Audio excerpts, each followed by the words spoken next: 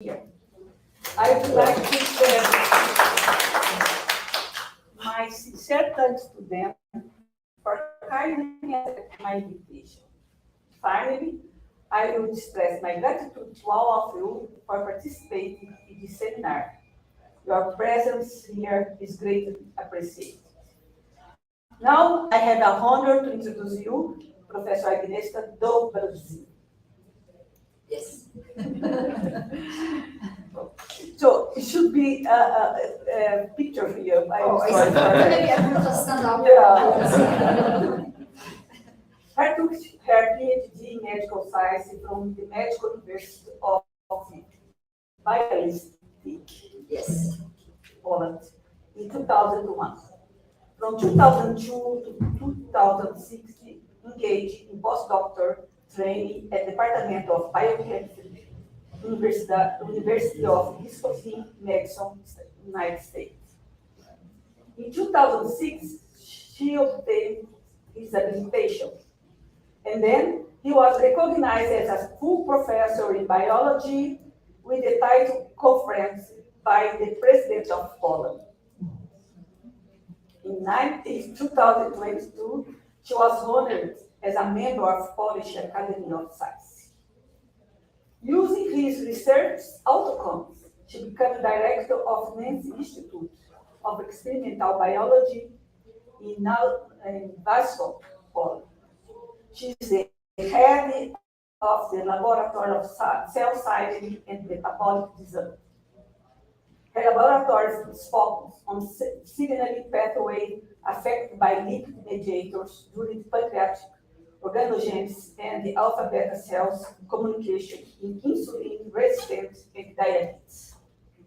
Her laboratory she is a member of many societies and participated in many meetings giving lectures about her several publications. Professor Agnieszka Dobrzyń is author of more than 100 research publications and has 4 patents, one of which is related to a method for the early diagnosis of pre-diabetic state and type 2 diabetes. She received many honors and awards, including the awards received in 2016 and 2020 from the Minister of Science and Higher Education for outstanding scientific achievements. She's married with Marcin Drag, and she's a private. I didn't get much about her on social media. Once more, I would like to thank you for coming to Brazil, and I hope you like Brazil, our new young generation. And thanks again, and I will let you know more about her talking. Thank you very much. Thank you so much. First of all, thank you for having me here. This is my first time in Brazil. This is my first time in South America, and I love it already. The rain, it's not that, hard as expected. Very nice. Very nice neighborhood, I have to say. And the institute is really impressive. I am the director of the Scientific Institute, probably pretty similar to yours. And I really appreciate what you have right here in terms of the equipment and everything, how it is organized. So Mesa, once again, thank you so much for having me here, for the invitation. And today I would like to talk about my research, the research that has been performed by my research group at the Nencki Institute. And as you can see, I would like to tell you a little bit about our biotechnical applications that we can use for the new treatments of diabetic patients. However, because I will start talking about the bionic pancreas and islet-on-a-Chip discovery, or the approaches that we discovered, I would like to start from the basic science, because as probably we all agree that the basic science comes first before any applications. So I would like to show you my journey from the basic science to the applications that I hope are somewhere around the corner. I don't know how I can, okay. supposed to be, it's supposed to be graph right here. I don't know what happened. But anyway, there are number of different types of diabetes. Just very quick introduction to the topic.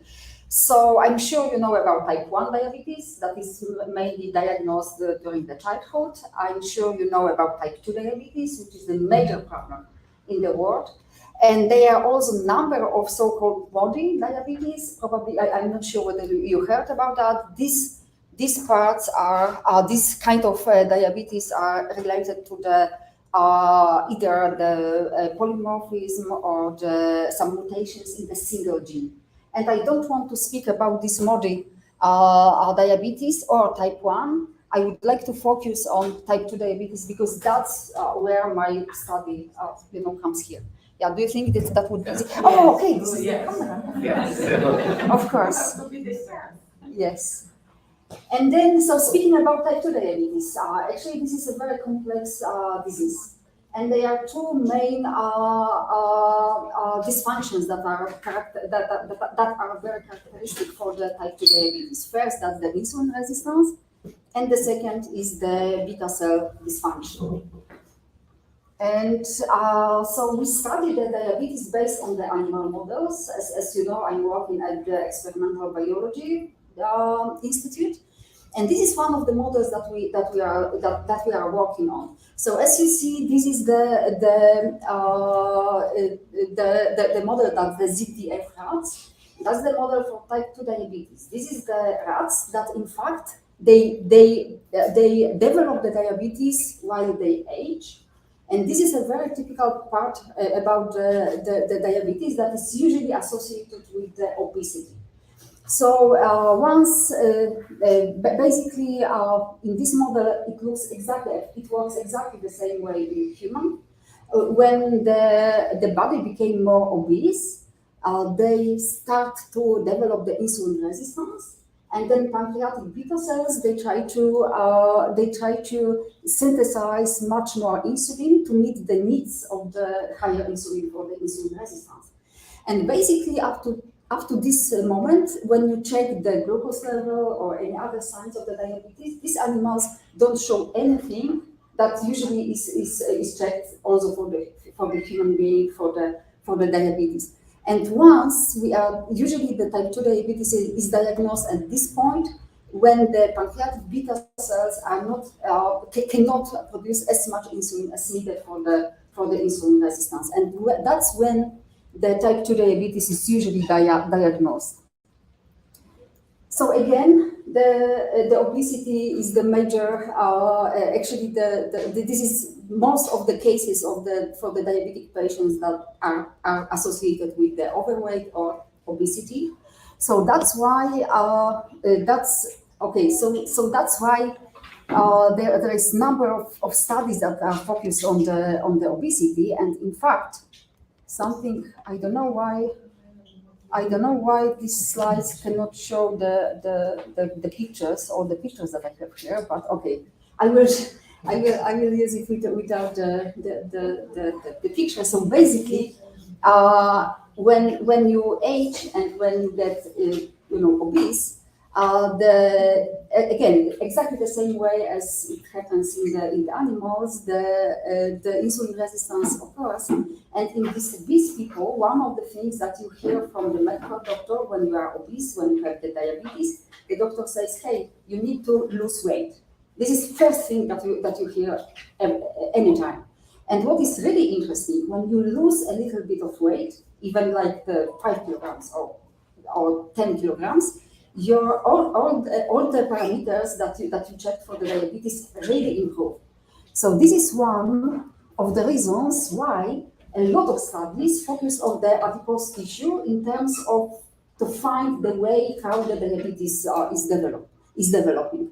And I don't know about you, but when I was in the school, like the primary school or the high school, when I listened to my teachers about the adipose tissue, the biological process, I heard that the adipose tissue is the place when the excess fat is accumulated, right? And if you need, it is released, and that's it.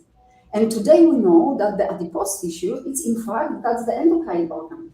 It releases a lot of different things to our body and affects our body and the way how our organs function. So there is a lot of adipokines, a lot of other factors that really affect. Okay.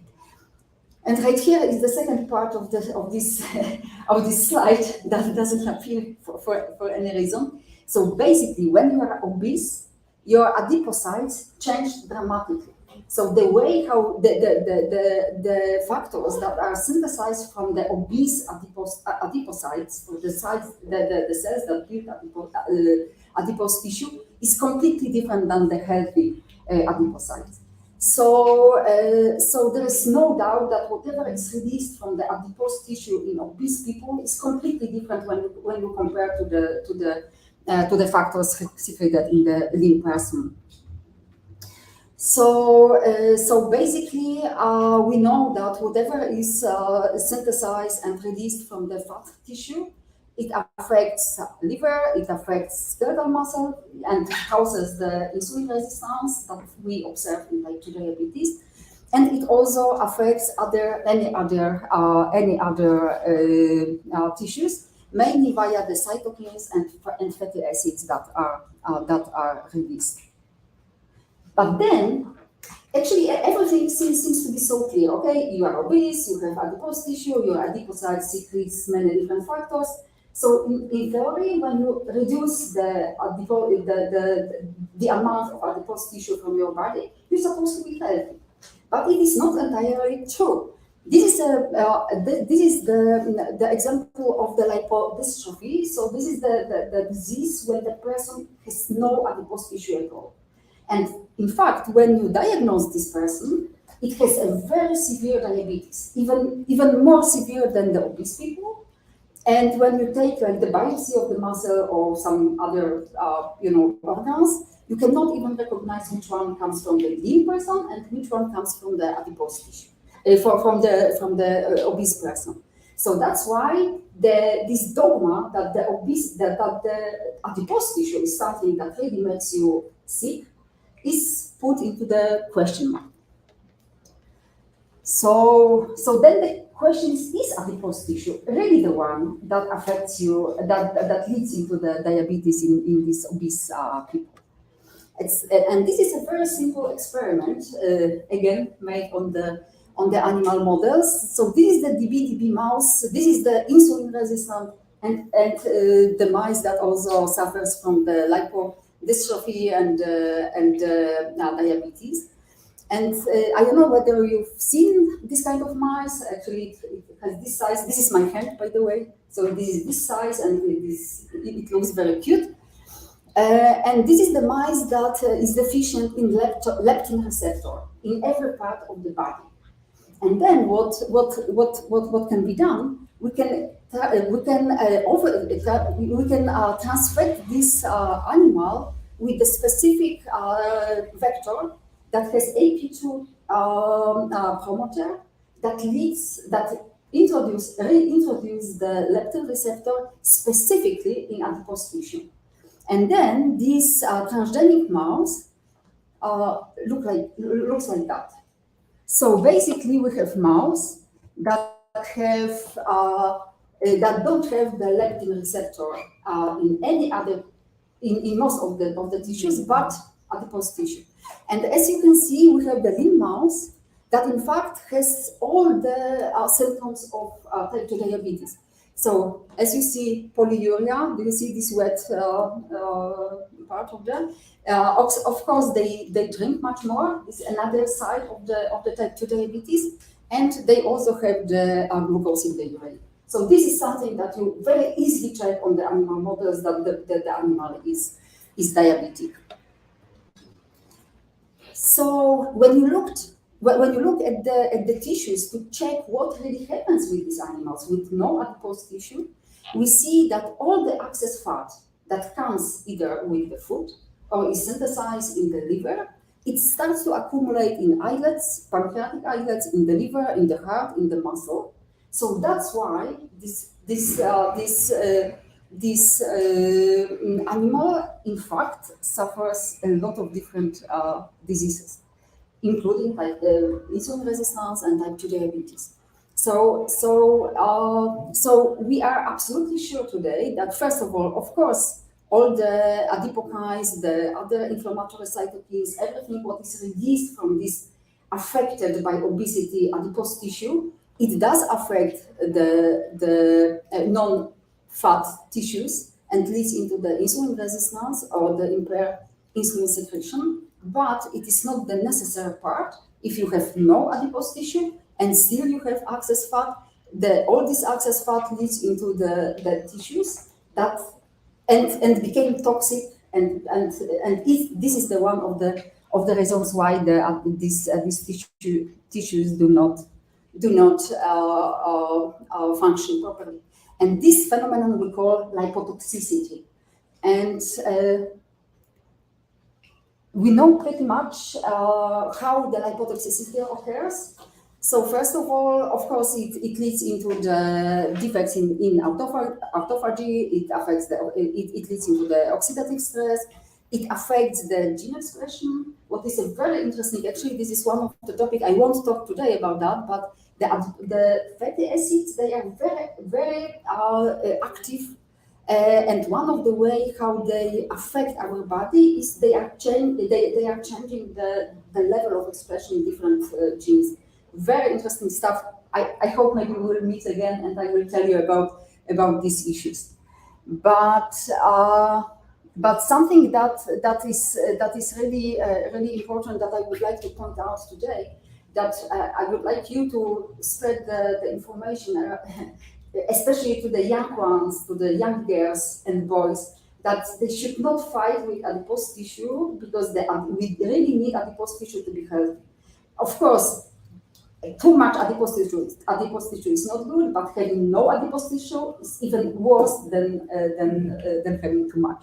So please spread it, because this is my mission, to keep society healthy. And I ask them, please do not read out of the adipose tissue, because it's not good for you.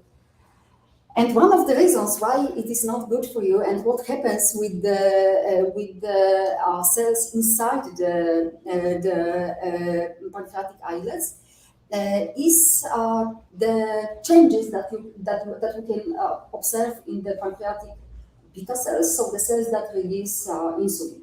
So maybe you heard that one of the reasons why type 2 diabetes occurs is because pancreatic beta cells undergo apoptosis or cell death, or for this reason they do not, the cells do not synthesize and release insulin. However, there is another very, very interesting part of the story, and quite new. I read this for the first time in 2017, when it is shown that when the pancreatic islet is exposed to the high amount of the fatty acids, actually the pancreatic beta cells, they started to differentiate. So they start to work and to look like the typical beta cells. They started to be misfunction, and then they try to transdifferentiate into the pancreatic alpha cells. And how it is possible? So we know that there are different transcription factors that are very typical for the mature beta cells and mature alpha cells. And these particular factors are very closely regulated, and one of the regulators of these kind of factors are fatty acids.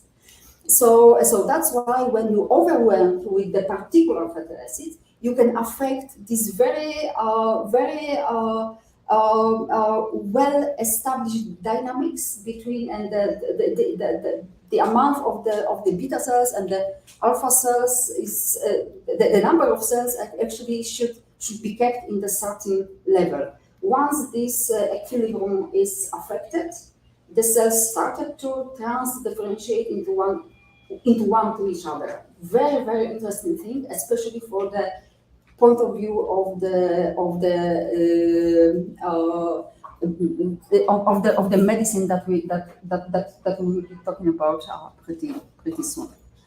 And one of the factors, in fact, that that regulate the metabolism of the cell, the beta cell, the alpha cell, is the steroid-protease desaturase. This is the very simple enzyme that introduces the double bond into the fatty acid.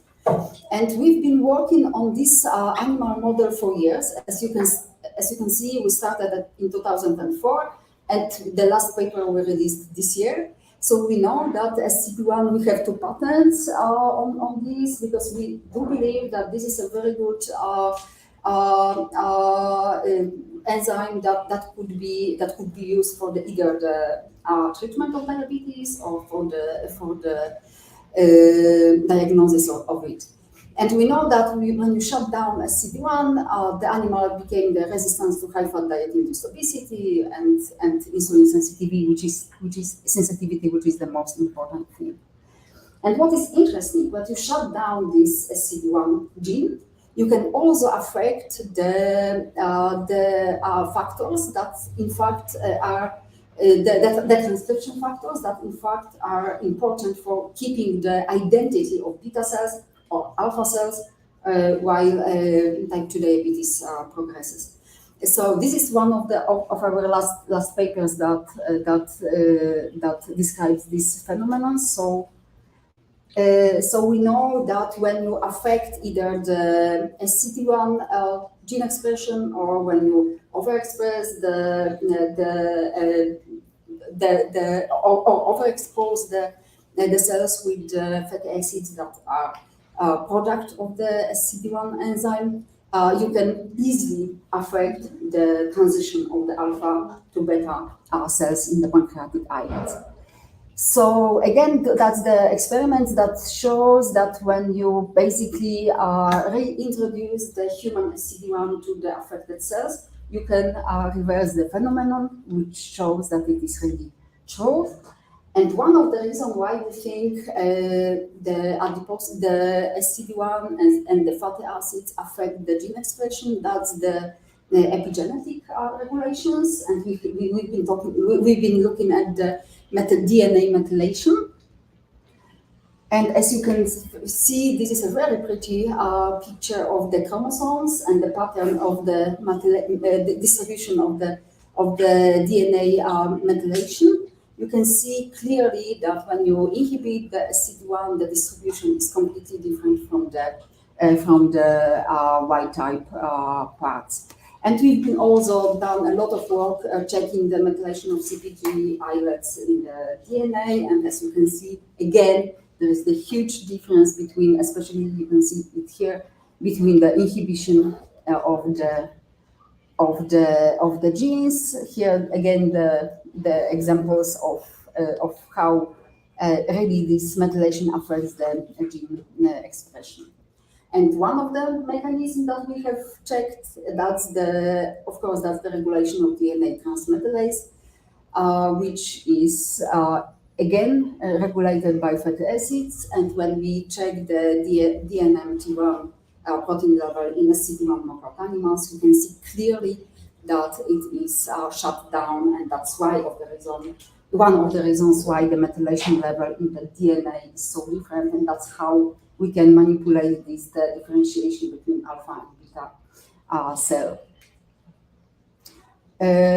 We also know that the pancreatic beta cells, SCD1 deficiency not only affects the DNMT1 methylation level, but it also one of the way how it is possible is the regulation of AMPK pathway. AMPK is the AMP activated kinase, and downstreams like the SIRT and so on.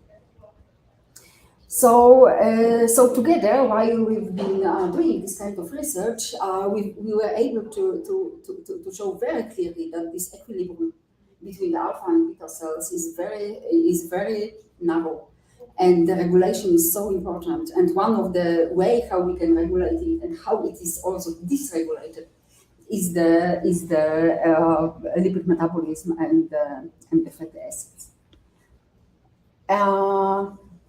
Again, if you are expecting that the beta cells are not functional, you should always check the granules of the insulin. And as you can see right here, when you shut down a CD1 in the that's the pancreatic islets from the animals. The insulin granules look completely different, and mainly there is the maturation of the insulin granules that is disrupted in these models, and of course the release of the insulin. And I would like to show you another very interesting story that I am very proud of. This is the story about another lipid mediators, which is cannabinoids. As you know, I know many of you are working on the on the plant proteins and probably lipids as well, and the cannabinoids are one of those that are pretty well known. But our body, the human body, also synthesizes cannabinoids. That's the endocannabinoids, so-called. And this, the level of synthesis of endocannabinoids in the obesity and in type 2 diabetes is completely different compared to the healthy people. And what we showed a few years ago is that, in fact, cannabinoid receptor, this is the one receptor that is first of all expressed in the beta cells, and the second, it affects the cytoskeleton of the beta cells. And the way it is, the way how the activation of CB1 receptor is associated with the insulin secretion, this is something that really amazed us, because we've been lucky to show that actually if you activate the CB1 receptor, you are able to change the cytoskeleton, and you also are able to change the activity of the focal adhesion kinase that is involved in the insulin secretion. So, speaking about the details, I would like to show you the new way of the regulation of how insulin is secreted from the beta cells. So we know that one of the regulators, that the anandamide and diacylglycerol that can affect the CB1 receptor and affect the focal adhesion kinase pathway, leads into the stress fiber assembly and the insulin resistance. And I'm talking about that because actually this is the new pathway that we showed that regulates the insulin secretion. And this new pathway is already, you can already find in the textbooks. And this is how and why I got so many, scientific awards, because of these discoveries. And then, when we've been working on this CB1 receptor knockout animals and in this whole system, one of my PhD students said to me, hey, check this out. Usually in the wild-type animals, when you stain the insulin, you see the beta cells and the insulin-producing cells inside the islet. And the alpha cells outside in this circle. That's the blue stained cells. However, when you affect the CB1 receptor and the CB1 or cannabinoid pathway, you can find the blue stained cells inside in the core of the islet. And this is something that we found exactly the same, change in the anatomy of the pancreatic islets in the CB1 CB1 receptor knockout animals. So this was something that first we ignored completely, and then because we kept seeing the same thing, we started to analyze how it is possible that these alpha cells appear in the core of the islets where actually they should not appear. And so we've done a lot of different experiments just to see the cell-to-cell interaction, the transdifferentiation that I've been talking to you before. And at the end, I will not tell you the whole story, but I will tell you just that based on that, we've been able to prove that when you affect the CB1 receptor or CB1 pathways, you can very easily in the laboratory manipulate or decide of what kind of pancreatic islets you can build, because this is something that we found interesting. So basically, if you overexpress the SIG1 receptor, you can change the position of the islets of the cells in the islets. We are able to make the islets that are mixed between alpha and beta cells like that. We can make by the inhibition of TRP1 receptor. We can also make the islets that are big, or the small, or the mixed, and so on.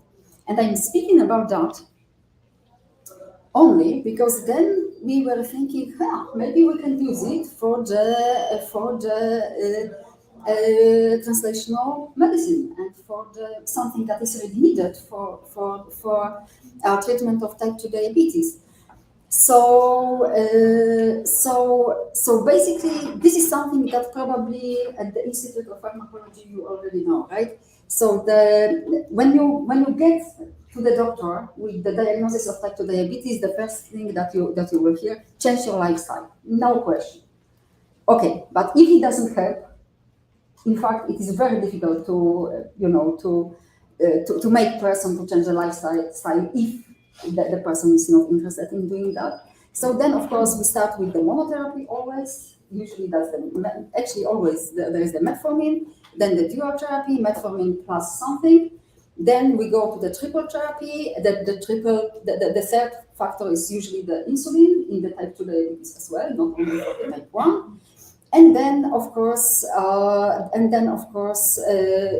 is the combination therapy that actually is very difficult to keep. So one of the and here in this curve, actually there should be something about the regenerative medicine. And that's when we come back, that's when we started to think about the regenerative medicine, because then when we knew how to make the beta cells, how to keep the beta cells and alpha cells easy, and how we can make the islets, we started to think about to use it in the clinics. So basically, what is possible to do today in the laboratories, you can make the alpha and beta cells aggregates. It is very often called the pseudo islets. I call it pancreatic islets because they work exactly like pancreatic islets. There are a number of different ways how you can do that. You have the ways are listed here. So actually, the alpha and beta cells they like to be together. When you put them together, even to the task. Like this, they self-assembly.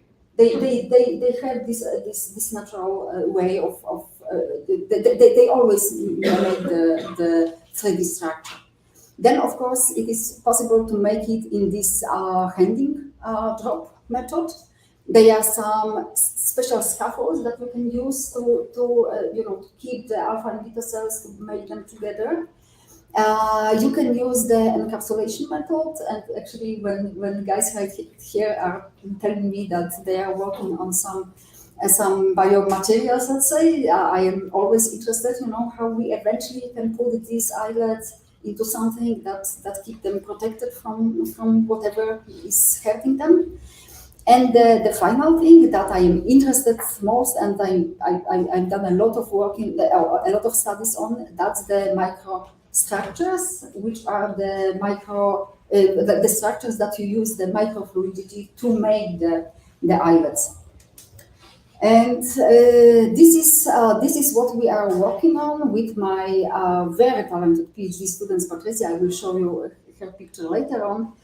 So we developed the special material with the different kind of it is like the micro pillars that we placed into this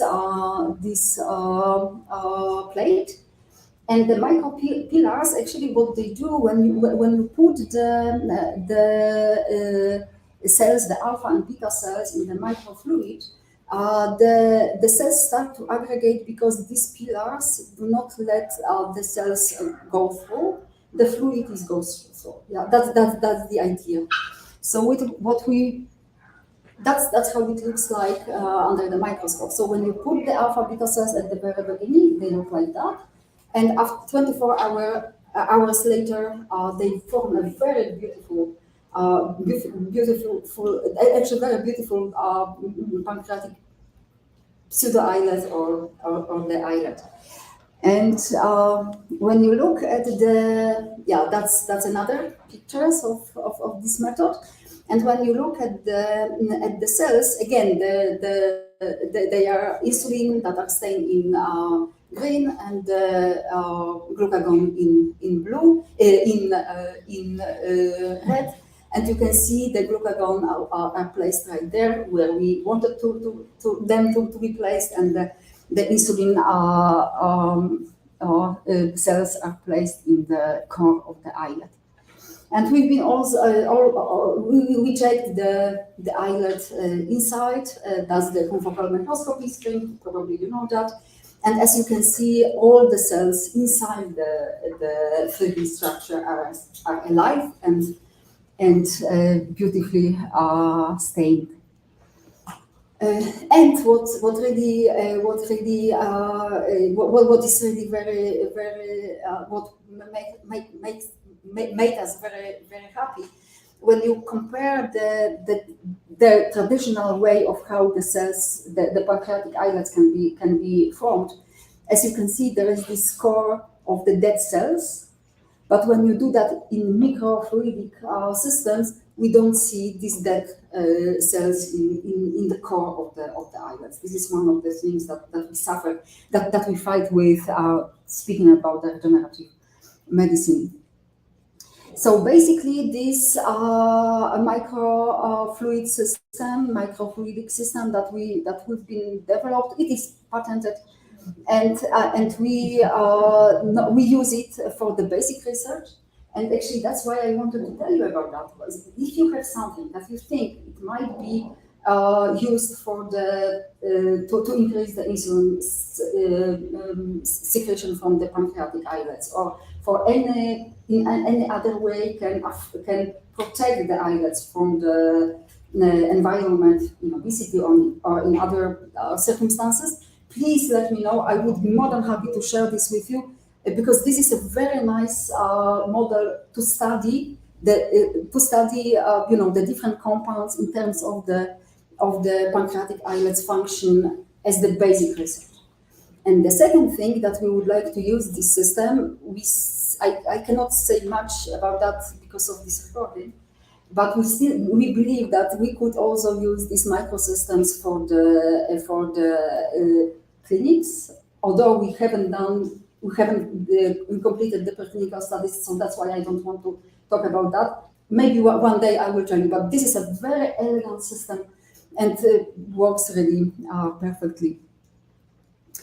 And the second, even more elegant system, that's the bionic pancreas. So this is something that, again, we started to think about once we were absolutely sure that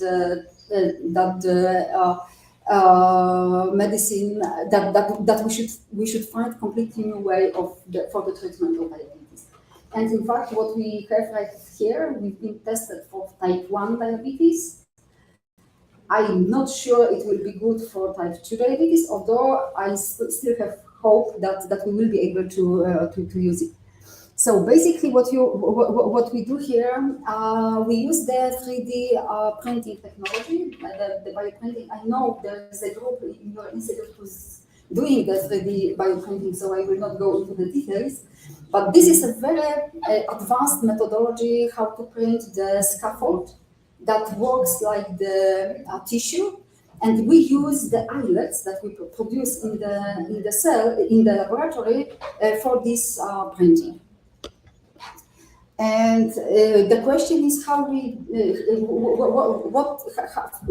the islets should come from. So our dream is that when you have the patient, you can take the biopsy of the dermal fibroblasts, that's the should be eye here, and then you produce the iPS cells, and then you reprogram the cells to become the beta cells or alpha cells. And what we of course we've been working on that for, I don't know, at least 5 years right now. We have number of cell lines that we obtain from the patients, and we have a very nicely working protocol of how to program the iPS into the insulin producing cells. And I can tell you that it's not an easy task, and it's not an easy job. And we've been doing it for many, as I said, at least 5 years, and we still, work on the protocol, because right now we are able to get like 12% of the iPSs to be transformed into pancreatic alpha beta cells, which is much too. We are happy we have 12, but still it's not enough to use for the regenerative medicine. So most of the cells that we are able to obtain, they synthesize both the insulin and glucagon. So right now we are trying to force the cell into to become either the alpha cells or beta cells, because so far we are not allowed to do the clinical studies with the cells that are not purely beta and alpha cells. There is this, we are still struggle and have this discussion how safe it would be to send, to transplant the cells that are not fully differentiated. You know why? So we struggle with that. I hope we will be successful. So far, what we do, we have the islets from the organ donors, from the people who donate their body for the medicine. And we use those in our studies, and that's how the sheet of the 3D bioprinted scaffolds for the pancreatic islets looks like. This is Michał Shoa, a good friend of mine, and we do this work together. And after the printing, the cells, the islets look quite good. Also, the one that we synthesize, that we produce in the lab. And we've done all the preclinical studies. So we've done, as you know, we've done this on the cell culture. We've done this on the small animals. We've done it on the big animals. And right now we have filled all the documents to get the permits to go to the clinics. But again, to the clinics, at this point, we do the transplants of the islets that we produce in the lab. But for the human, we are going to go with the islets from the donors, because I know we won't get the permit to go with this IPS with the islets that we produce from the IPS yet. We are working on that. But nevertheless, I hope we will be in the clinics with this pretty soon. And then again, I will tell you how it works. It works beautifully on the animals, like this. So to sum up, I do believe that the future is now. This is the things that we are able to perform at the laboratory is really amazing.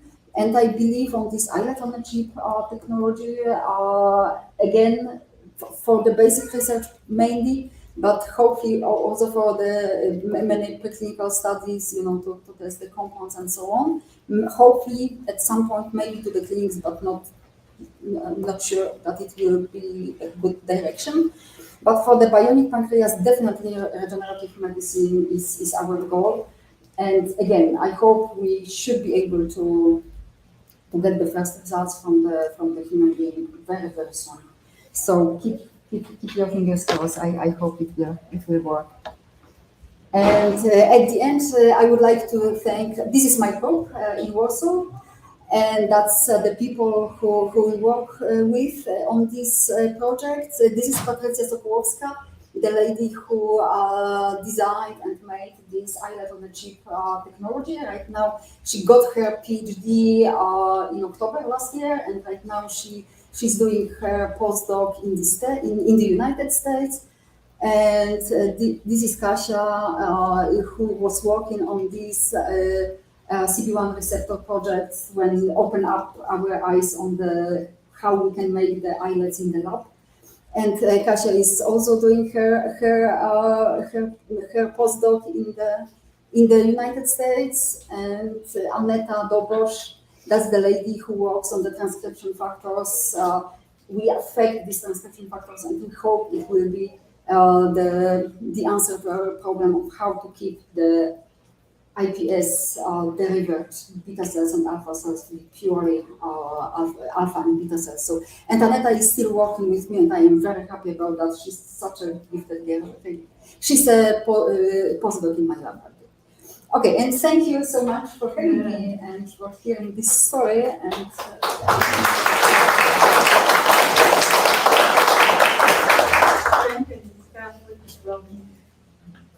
thank you. Sobre for discuss. Yes, please. I'm Sergio from Endocrinology Division. I'd like to know about the relationship between electron-chip and the immunological system, if it is protected. Oh, actually, yeah, this is one of the things you see, because that's why, in fact, if you would like to talk about the transplants or you can make the transplantation of the pancreatic islets even today.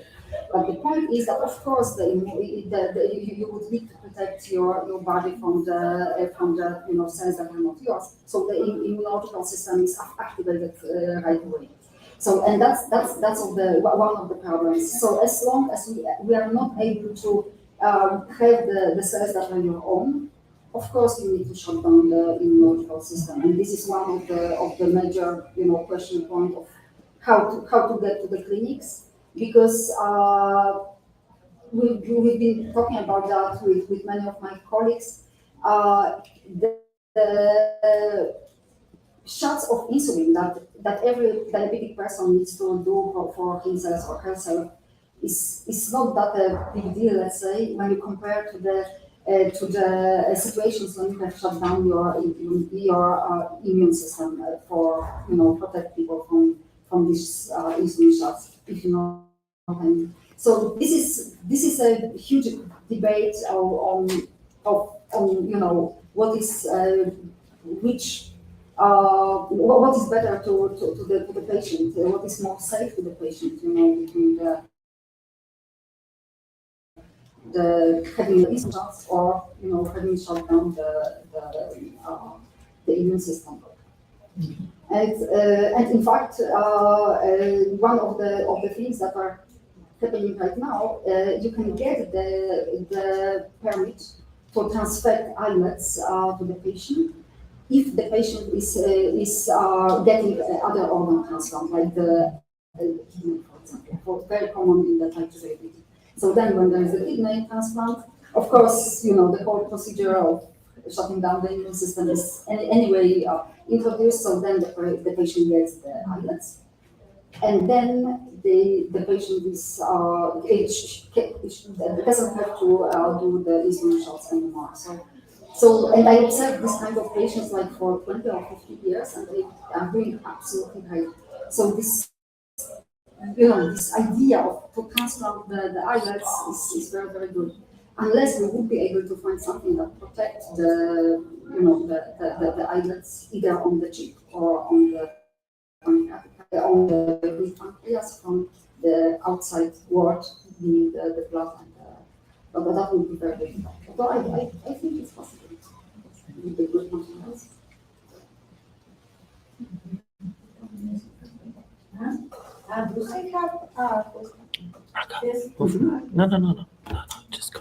No.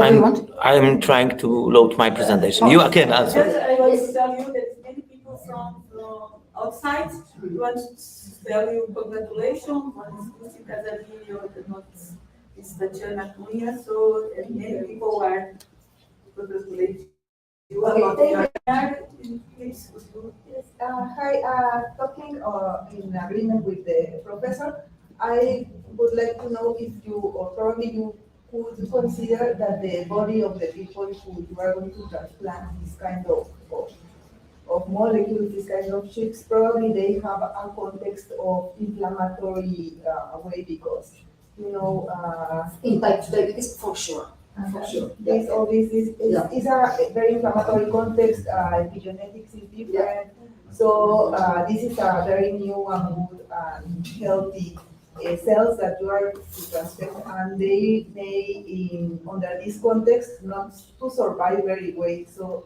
So to improve or get better for the therapy, probably to try first to control this kind of context in the body that is not so good for something new in something not so good.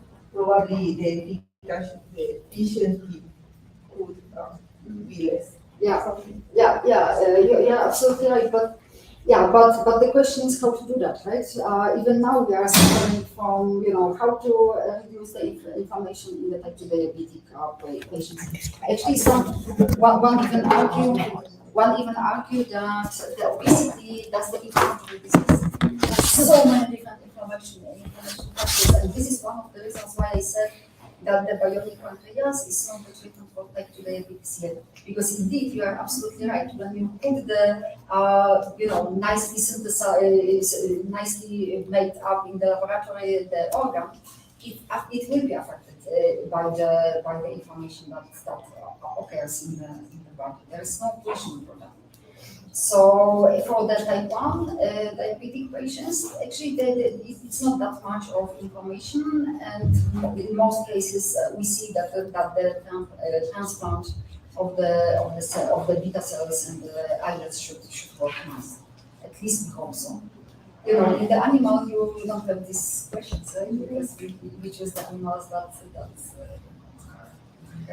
so that's why I'm waiting for. I hope we will get the permits to go to the clinics. We have money already, and we are waiting for the authorities to. And how expensive? Oh, don't even ask me. However, we got the people who are interested.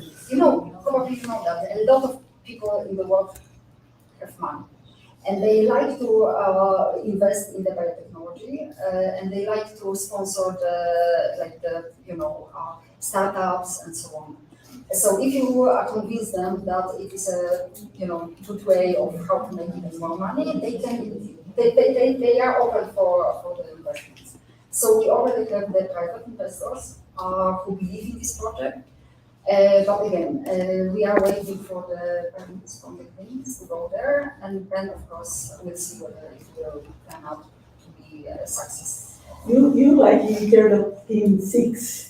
Yes. Is involved in this. Also, you know a lot about that. It was teaching This is Professor Juliano. We were nice to meet you. I have a question. Actually, I like the interleukin 6 as well. It was one of the compounds that I got that I studied when I started to study the obesity. We are working with pancreas. Yeah. I'm always concerned about cancer. Yeah. You have some observation? No. Actually, I've never been interested in the cancer itself. As far as I know, it depends on the cancer type, right? Because I wanted to say that most of the cancers are developed outside the islets, but it's not true, right? Because you see the increase in the insulin secretion, so probably not. So I've never been interested in the cancer cells, although this is one of the biggest fields in terms of transplanting the cells that are not really defined, whether it's alpha or beta. We are worried of the cancerogenesis of these cells. So no one so far will allow us, or even myself,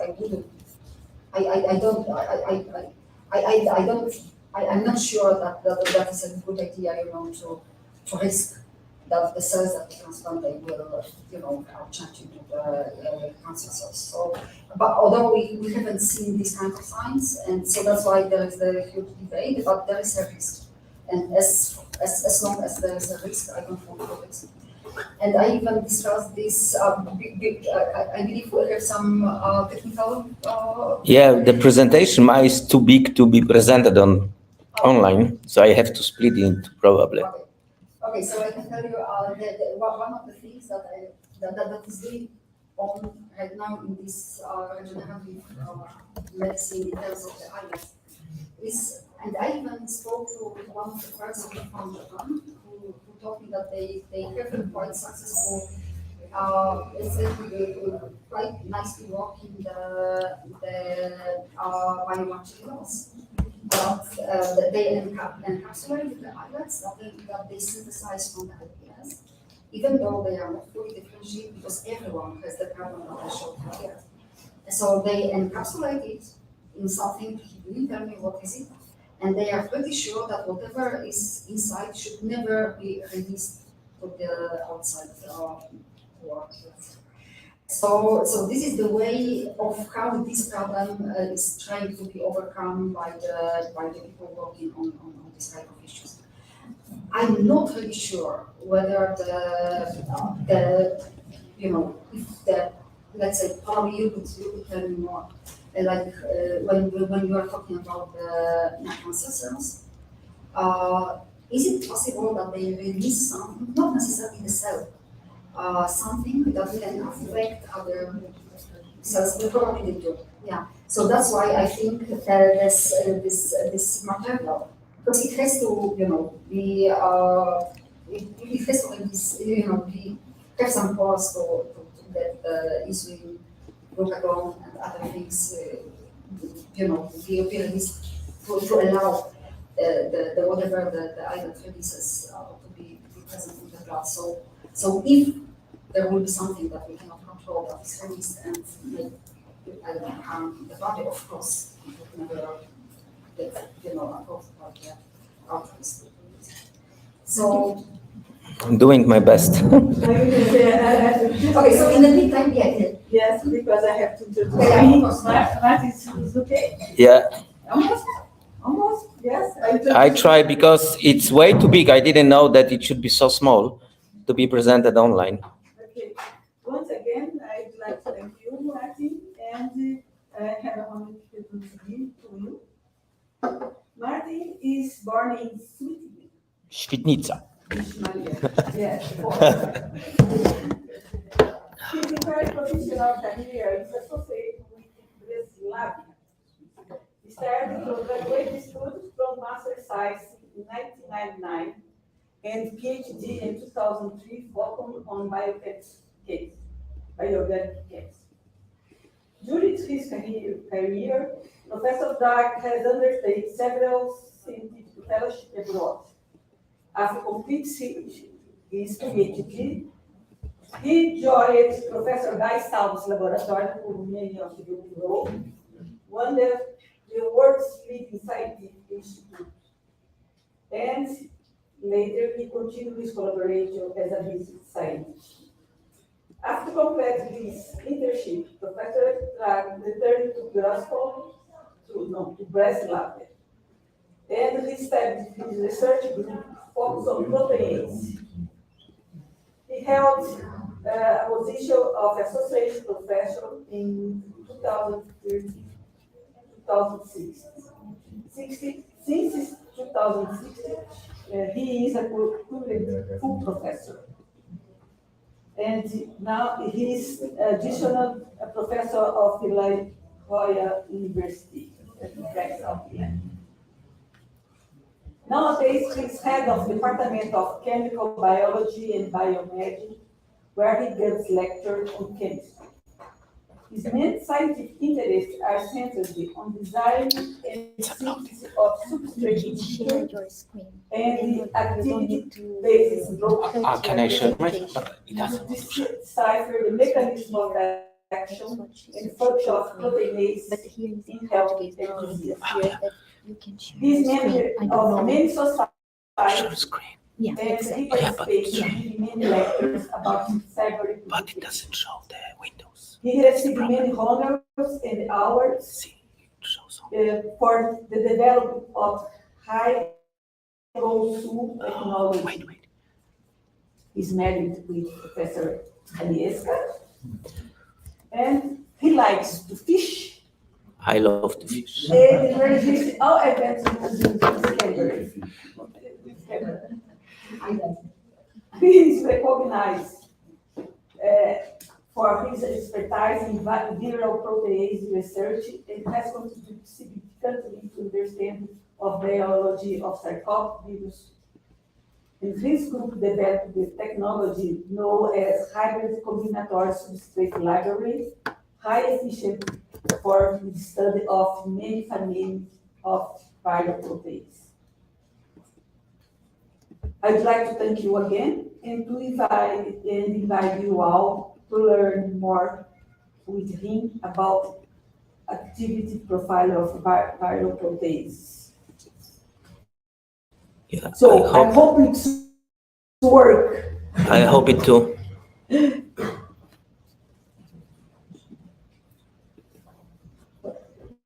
What's now? What's Share screen. And then I need to go to my presentation. now is yes. I hope. Yeah, I'm sorry for that. So, okay, possibility to talk. So basically, as Mike has said, I'm working and my lab is working on proteases, and I have lab of chemical biology of around 30 people. We work on different type of proteases and we will develop different type of technologies. But today I will tell you mostly about what we've done in terms of the viral proteases. So if you look for the basically for proteins, they are built and they are degraded. And then the problem is that if they're No, it's not working. it's not working. She can hear you, but they can't see your presentation. Okay. Have you shared your screen? Yeah, it's shared. So that's the thing.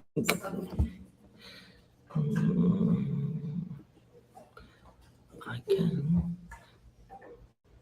Yeah, it says.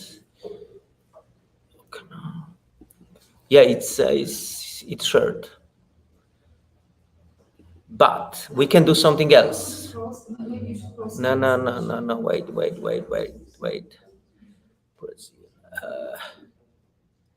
Wait, I already split the presentation.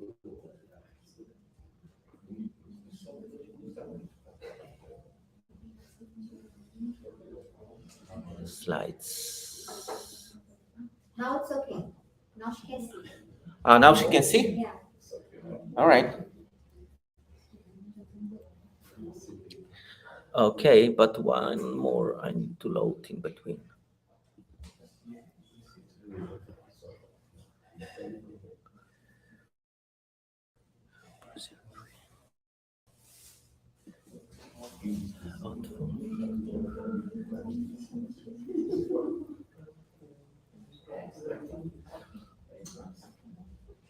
Maybe it's a delay. That's why she can't see over there.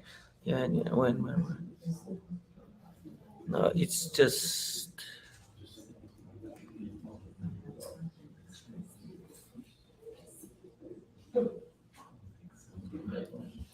Yeah, it will be. So I split the presentation, but then it's like this software allows you only to upload 2 presentations a day. No, but So- it's okay. Now she can hear. Yeah, but it's not the entire one. It's just half of the presentation. So That's okay. So we can go with the first one. Yeah. So, and we'll see what happens. Because it accepts only 50 megabytes, and then it's like the presentation was 115, and I split it in 2, but you can upload only 2 presentations a day. Okay. So Agnieszka was the first one, and then my half is the second. But it's okay. So, and basically we work on the different types of the proteases, and so what my lab mainly focus is the substrate specificity of proteases. So if you look for the substrate specificity of proteases, we look into these packets and we try to find the best amino acids which we can actually accommodate. And some time ago, we came up with this idea that, it's like you have all the genomics, epigenomics, transcriptomics, proteomics, and then it's like while working with Guy, we're basically doing activomics. So activomics is basically something what is on the top. And what is activomics? So if you have all the proteins inside of the cell or outside of the cell or expressed at the time, so all of you probably think that all of them are active. And it's not true. So only a very small part of them is active. And in the case, for example, of proteases, you can have active enzyme in the form of the zymogen, inhibited enzyme, and unfolded enzyme. So basically, in the whole proteome, very small portion is only active. And Maisa knows it, that basically a very, very small portion can be active. So we decided to do something with it and develop tools which can help you to do it. And we call them activity-based probes. So activity-based probes are small molecules, which they have warheads, they have selectivity based on the peptides, which I will tell you, and some tags which allows you for the detection. So what's the difference between using antibodies and activity-based probes? So if you work with the antibodies, then antibodies, they label all protein and amount. And then if you want to work with the activity-based probe, they label only active enzyme. So we designed them in a way that they don't act like antibodies. They're extremely selective only towards the active protease or active protein, while basically the antibodies, they label everything. And that is, in the case of activity-based probes, they are small, so they can go inside of the live cells, and then you can do imaging, and I will show you of this, some of this imaging. While in the case of the cell membrane, in the case of the antibodies, they are cell membrane non-permeable. So, and then it's like, if you look for the substrate specificity, we develop different technologies where we use this special combinatorial libraries, which I will tell you in a while. And then we use this type of the libraries for the selective, actually, detection of the substrate specificity. So how important this is? So this technology was started by Merck in around 1995. And there were papers on caspases first developed using these libraries. And then it's like, then this technology was used with natural amino acids. And here you have the example. So when it helped to design the drug, so this is the diabetes type 2 drug, sitagliptin, the fastest introduced in the history. So, you know, it's like that there was a big race after the companies, they found out that the inhibition of DPP7 is crucial actually for the diabetes 2 control. So they started a big race. And actually this type of library was used by some labs and some actually companies to find the difference between DPP7, DPP2, and DPP4. So the DPP4 was the important one. So they found the difference, and then it's like they designed this molecule based on these libraries, and the drug was introduced in super fast time. So this is one of the fastest introduced to the market, and you know why? That diabetes type 2 is the richest market of the people in the world, because this is the rich people disease. So actually it's called the blockbuster, it's multi-billion a year business for this drug only. But actually, you see the big potential for these libraries. And then it's like when I joined Guy Salvesen lab, so we were working on different types of these libraries, different type of the proteases. And then it's like at some point, Guy and Doug Green and Matt Boggio, so they found out that actually, if people are using peptide based on natural amino acids, very, very short ones, they're not selective. So companies, they were selling this substrate for lots of money, telling that they're optimal. But what does it mean optimal? Optimal is not selective. So there were many, many papers actually published that people were using this type of fluorogenic substrates, claiming that they can control apoptosis, they can control, for example, the coagulation pathway using these substrates. And they were thinking that if they use the substrate with this sequence, the substrate will be cleaved only by one protease. It turns out not to be true.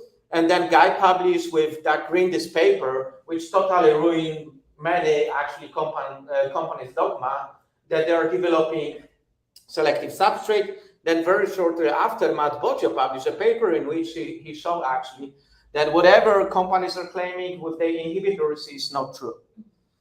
So then it's like I joined Guy Lab, and then we're thinking about new ideas how you can actually make better compounds, more selective compounds. And here you have this idea which we call, and I like this sentence, that electric light did not come from the continuous improvement of candles. So you cannot improve the peptide-based sequence with natural amino acids until the end, because basically you will not get selectivity. So there was a new idea needed. And then it's like one day I went to Guy and we were having this discussion that if you look at the top of the iceberg, you have 20 natural amino acids which are coded. And that's all. And then it's like the whole world was moving actually in this direction at that time and this area. But we're thinking how we can get more information about all these packets and how you can get more specificity and selectivity. And we came up with the idea of unnatural amino acids. So unnatural amino acids, what are they? So unnatural amino acids, basically, besides regular 20 natural amino acids, you have very different side chains. And we split them into the several families, acidic, basic, amide, hydroxyl. So just by exchanging side chain here with whatever you can synthesize in the lab, or you can get from different sources, or even the amino acids post-translational modification, you can have around 120 amino acids. Now with the big libraries, we have around 180 unnatural amino acids. Some of them are not showing here, but okay, you know the side chain of phenylalanine. So side chain of phenylalanine, basically, if you cut it by one methylene group, you have the phenylglycine, which is unnatural. You can do different post-translational modifications. So if you oxidize methionine, you can have the single oxidized or double oxidized methionine, and those are still unnatural amino acids. And then you can have aromatic ring substitution or just deamino acids. So lots of actually different structures which you can use. And then it's like at that point when I presented this, that was 2000, I think 5 or 6. So all the biologists, even in the Burnham, they were thinking that the unnatural amino acids are hopeless in designing better molecules. They were telling that actually the evolution in humans, it's so advanced that you will not get a better profile of selectivity or specificity. So we're having big problem at that time explaining people why, for example, biologists, they should use unnatural amino acids. So then it's like I took the whole project, because I started when I was in GuideLab. I took the whole project back to Poland. And in 3 years, we were working, it's like with 3 PhD students, not publishing anything, on this type of the library. So here you have the data, which we call Hybrid Combinatorial Substrate Library. So we took all the knowledge from Big Pharma. So everything what they had in their patents, everything what they had actually in their publications, all the knowledge, but they had everything with natural amino acids only. So we added actually technology with unnatural amino acids. And then this is why we call it hybrid, because it contains everything from what was before known for natural amino acids. And we added big chunk with unnatural amino acids, and we developed this library which allows you to look for the best unnatural amino acids side by side, basically, every packet after packet. And then if you screen, for example, 4 sub-libraries, every position one by one, then you can get the best substrate, just picking up the best amino acids, and I will show you later how we do it. And then it's like with this substrate, actually, you can go to optimal activity-based probe and have the super selective sequence, which can be used for the imaging. So how does it look in the numbers? So if you have the natural amino acid library, we don't use cysteine because problem with the oxidation. So you have around 130,000 combinations. And it seems to be a lot if you look for the combination, but it's not enough to get really desired level of selectivity. And if you look for unnatural amino acids, you basically reach the level of around 300 million combination easily. And with our libraries now, the biggest libraries we have 1 billion combination. So now imagine basically that we know how to synthesize this library, that they look like this. And within 2 hours, we can tell you everything about the proteins. So before, for example, what companies were doing when they had the new enzyme, like new protease, they had to do lots of in silico, lots of biochemistry, lots of proteomics, lots of optimization, lots of crystal structure to get information about best preferences and the best sequences. Now with this approach, basically, if the company or whoever send us the new protease, which is extracted, if we know the buffers and everything, and we have the library, within really 1 day, we can tell you everything. So we don't need all this information which was needed before. So it's ultra fast, and it gives you basically the best answer you can have in terms of selectivity. So we use this technology, and really people, firstly, they didn't believe us. So we had many questions at many conferences, even, Big Pharma, biotech companies, they didn't believe that we can get the best readout. And they were thinking that, we're kind of hiding this technology. So we publish on the invitation this Nature protocol where we show everything. It's a very long paper where we show step-by-step, procedure after procedure, how to design the library, synthesize the library, then screen the library, choose the best amino acids, and how to transform them into the biochemistry, useful tools. And then it's like how to use them even in biological system. So here we have everything. And if you want to look at that paper, and another dogma was that you cannot have a drug with unnatural amino acids, like a full structure, short molecule. So that was another question I was facing very often going to conferences, seminars. People were saying that, okay, there are some drugs, like here you have the carfilzomib, it has this unnatural amino acid in the structure, it's homophenylalanine. Then you can have this, the darunavir, it's HIV protease inhibitor. Then you have the sivalestat with this unnatural amino acid in the structure, or sitagliptin, which has this unnatural amino acid in the structure. So there were some already existing, but the dogma was that actually you cannot have a drug built totally of unnatural amino acids. So people were saying that it will be too toxic. If it's small, actually you cannot use it as a drug. Then you will have a lot of side effects and everything. So that was basically downside of our project, that people didn't believe that you can have a drug built of the unnatural amino acids. And then actually, I promise you to tell a couple of the stories, and I will just show you the paper. So we started work with Rolf Hilgenfeldt, probably you know him. He's a very famous virologist. And then we started first project on Zika protease. So basically starting on the Zika protease, we published this paper super fast. So Zika emerged 2015. Rolf published his paper in Science about protease from Zika 2015. We got the enzyme in ultra fast way, basically in 2 days. We screened our library and we developed this activity-based prop basically, and all the substrate inhibitors and everything needed for the Zika. So if anyone is interested in Zika collaboration, we have all the tools needed basically, and we can send you them. Then with Rolf, we started another project which was on profiling of viral proteases from basically dengue compared to Zika and from West Nile virus. So we wanted to see if we can develop 3 universal basically molecules which can be used for the imaging and for the detection of these proteases in the virus. And we published basically this already during pandemic. So the paper was published just before the pandemic, and then the pandemic started. So the pandemic started, and then it's like, what kind of drugs you can have for COVID-19? You can have 3 types of drugs you can use basically. First are biological drugs, which are antibodies. Then you can have chemicals, which are allosteric active site-directed basically drugs. So what is the problem? When the pandemic started, everyone was looking for blood, basically, for the isolated antibodies to treat the COVID. Then people were looking for allosteric molecules. So what's the problem if you work with the coronavirus? The problem is that it mutates. So if it mutates, all this basically will be susceptible to virus mutation. So 1 or 2 mutation kills totally the activity of the drug. So there was totally no sense to develop this type of drugs with so fast, basically, mutating virus.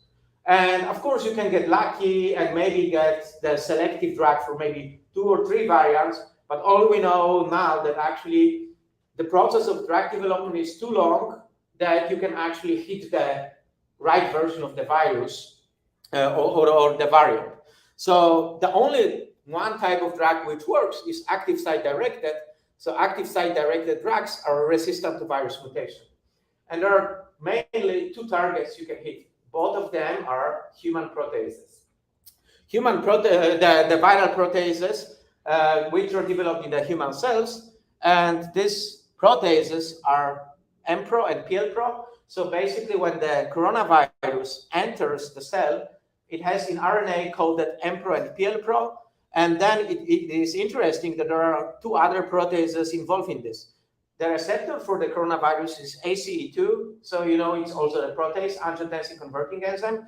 So when the virus binds through the spike to ACE2, then it's cleaved by TMPRSS2, and then it's like the spike is cleaved, change the conformation, then it adjusts even better to the receptor, then enters the cell. When it enters the cell, M-Pro and PL-Pro are expressed, and then catepsins B and L help in the whole process. So how it looks in the replication, so basically you have the SARS-CoV-2, then it enters the cell, release the RNA, then big polyprotein, which the structure you have here, built of 29 proteins, is being expressed, and then this protein needs to be cleaved by M-Pro and PL-Pro. So, and then M-Pro and PL-Pro, the viral proteases, they chop it, and then you have the functional SARS-CoV-2 proteins, and then it's like then the new copies of the virus are produced.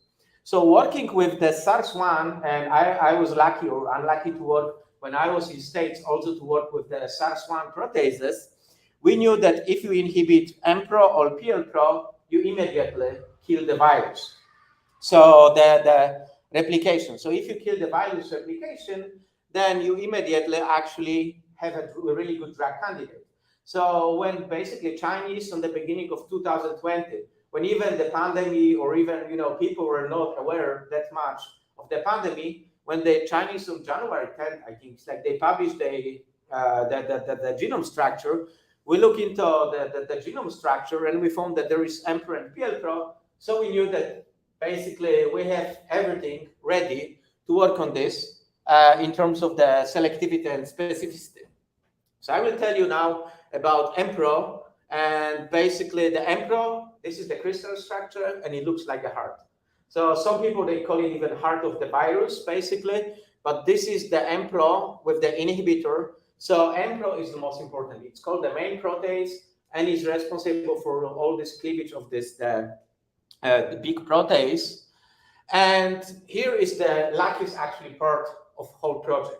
So when Rolf actually, he was coming to Wrocław to visit me. So we started this project on Zika, West Nile virus, many other viral proteases. He was telling me that we will have another pandemic. He was very severely actually involved in SARS-1 work, and for this even he has the sculpture funded by the president of Singapore. So Maisa, probably it's like if you go to Singapore, there is a sculpture and it's actually the M-Pro from SARS-1, and it's funded for Rolf Hilgenfeld and his work actually on the SARS-1, and we will be there. You're going to Singapore, yeah? Yeah, we will be there in 3 weeks. I'm giving a talk about this studies in Singapore. So basically where all the story was born. And then it's like Rolf was telling me that we will have another pandemic because there was SARS-1. At that time, there was MERS, and he was convincing me to build a library which will help actually to develop a test or drug candidate for coronavirus. And this was 2018. So we're looking for some money, and no one at that time was interested. Talking to people in Poland, for example, or Germany or States about disease which existed only for a while in Asia, and there were only 8,000 people sick and around 800 died, no one was interested. So we decided basically that we have a lot of actual collaboration with pharma, and we have lots of extra money to spend on secret projects, what we call them. So I promised Rolf to develop this library, and it's totally useless in terms of the human proteases because it has glutamine in this position. So glutamine in this position makes this useless for human proteases because there is no human protease with this selectivity. So basically that was only designed for SARS-1 and MERS at that time. Took lots of time, in several months, to synthesize this library, design and actually purify, but we had this library ready. So imagine basically Rolf was about to bring me SARS-1 M-Pro and MERS M-Pro to Poland for Christmas 2019. And at that time, he was called to go to China, basically, to help Chinese with his new drug candidates from SARS-1, maybe to hit the pandemic. So we're super lucky, and basically, I couldn't really believe that we had this library totally ready with everything, and the setup was ready. And he brought it in person, so he came back from China, and he brought it basically in person to my lab by train during the pandemic, and we screened it in one night. So we screened the whole library in one night, and we had all this data ready, but we also compare M-Pro from SARS-1 to EMPRO from SARS-2, and there were many actually labs, even pharma contacting us about if we have this library, if we can share this data. So we decided actually that we will release this data for free, no patenting, because the problem was that most of the labs were closed at the time. There was no hope for a drug, and people were panicking. So we're like, okay, we can do a gift to all the people and actually release all this data for free. So this is how we did it. And this was one of the most downloaded paper actually from the bioarchive at that time. So basically there were thousands of views, and then it's like, and then journalists from all over the world, they hit us, me and Rolf. They wanted to have all this information, so we're live on hundreds of TVs at that time. So I was giving interviews and telling people what's the problem with the pandemic, why we know that the virus actually can be killed by the inhibition of the EMPRO. So we're giving the whole background, but we decided to still continue work, but we're also hoping that maybe some labs will use it for the design of the drug.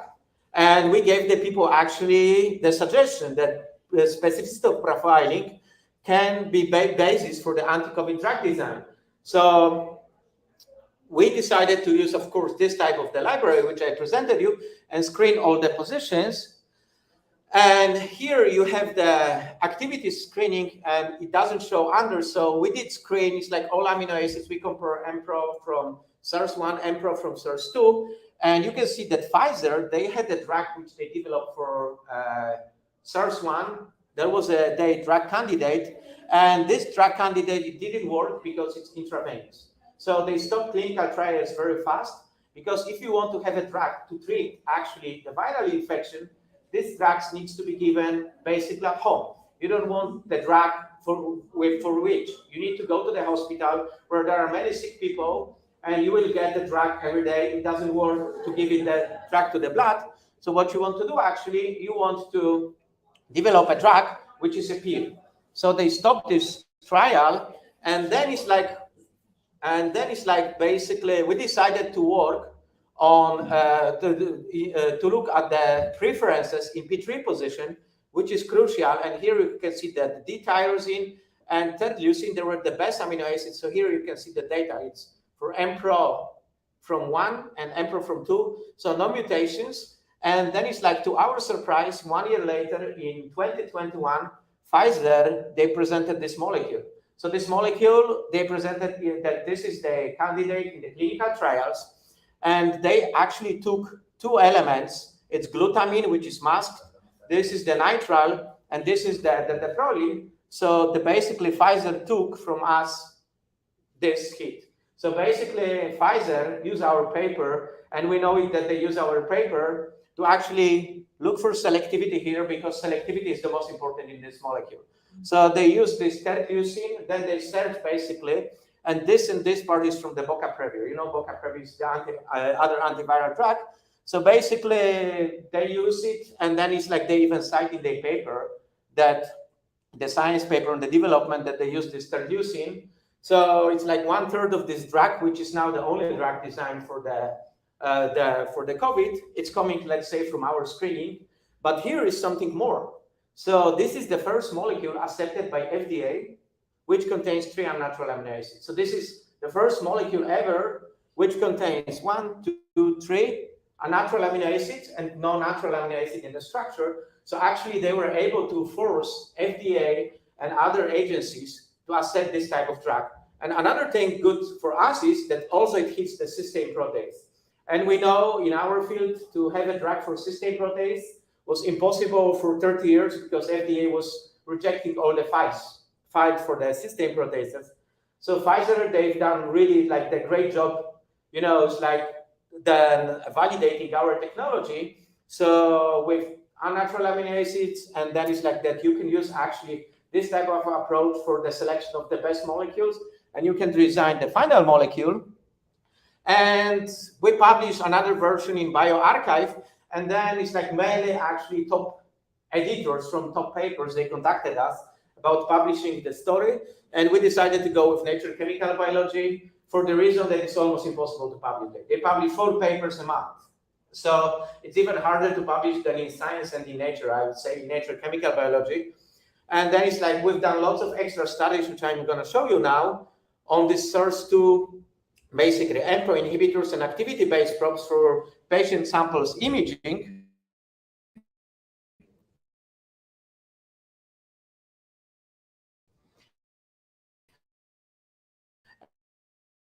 And then it's like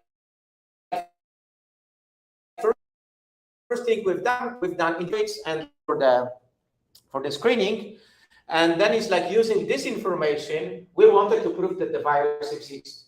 Because when I was giving interviews, or it's like talking to journalists or even talking to scientists or getting hundreds of emails, people were blaming us that we built up the pandemic as scientists, and the stories that the virus doesn't exist. So our first idea was, we had the lab open, and I had government permission that my lab will be open 24 hours a day, even during pandemic. Everything was in lockdown, but because of this work, my lab could work. So we decided, okay, what about we prove that the virus exists, and we show it to the people. So we decided to develop activity-based probe. So with all these inhibitors available, we decided that to do like the regular biotin probe with this selective sequence, but then we wanted to visualize the virus in real patient samples.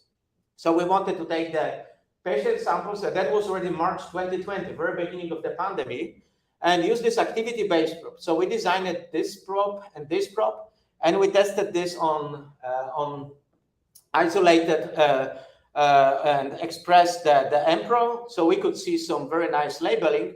So that was like a really good sign that maybe if we go to the patient and we take the patient samples, we can do some imaging. And here you have the data. So this is basically the upper panel, is the sample taken by the swab from the human, basically COVID positive patient. So we're collaborating with one of the hospitals in Poland. So one of actually my friend, the Professor Wynarski, he was going fully dressed inside of the hospital, taking swabs from basically COVID positive patient, dipping them in the mixture containing our activity-based probe. And then we're doing, after putting it on the slides, we're doing full imaging on the slides. And here you can see that actually it's the nucleus standard labeling of the human cells from the probe here. This is angiotensin converting enzyme, and this is AMPRO. So you see, it's like if you have the virus infected cells, there is a lot of active AMPRO inside of the cells. And just to tell you, so this is COVID negative patient. And we've done this on several patients to confirm. So basically, we're probably the first people in the world who could see that virus exists inside of the cells.